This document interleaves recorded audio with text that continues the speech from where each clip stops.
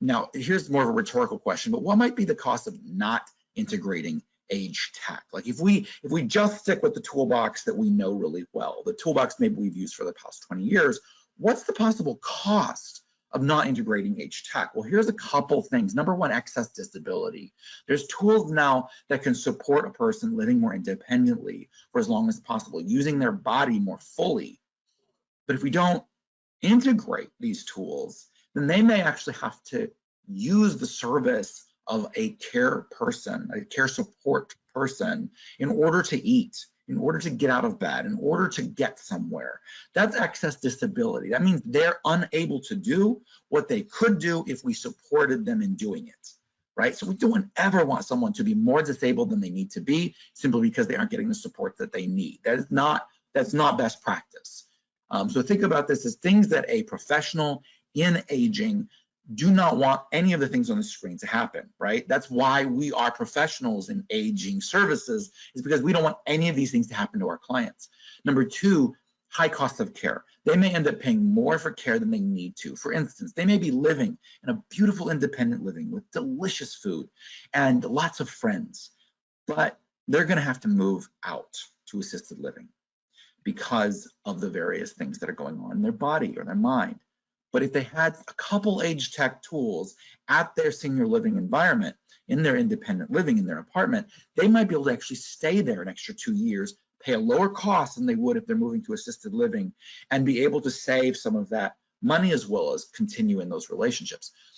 Three is low self-esteem. Obviously, if you can't get somewhere easily and you're relying on all your friends and family to get somewhere, your self-esteem gets decreased. If you can't feed yourself, your self-esteem decreases. There's a sense in which you realize I'm not as good as I used to be, right? And or whatever stigmas you've got in your life, you're kind of bringing that onto yourself, saying, I'm not as good at those things. And then disconnection from relationships, like that example I used just a few moments ago. That person could have continued being in those relationships, but because we didn't use age tech, they had to move to a new setting. Moving unnecessarily. Maybe this person lives at home alone and they enjoy living at home because they've got neighbors and they've got cats and a dog, but everybody says, Mom, you need to move. Well, maybe they don't need to move quite yet, because if we put in some age tech tools, they can live there a little bit longer. And the last one is iatrogenic death, which means they're going into the healthcare system before they need to. They're going to a skilled nursing, they're going to a hospital, they're going to some sort of part of the healthcare continuum before they need to.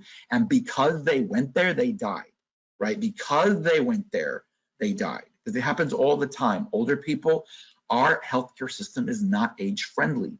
And older people should not go into the healthcare system unless they absolutely have to. They should get all the services that they need at home, whether that is in a senior living apartment or whether that's a residential home. They should get as much at home as possible, because once they enter that hospital system, they are exposed to so many things that can kill them. So these are some of the risks of not at least dabbling in, entertaining the thought of maybe age tech tools help.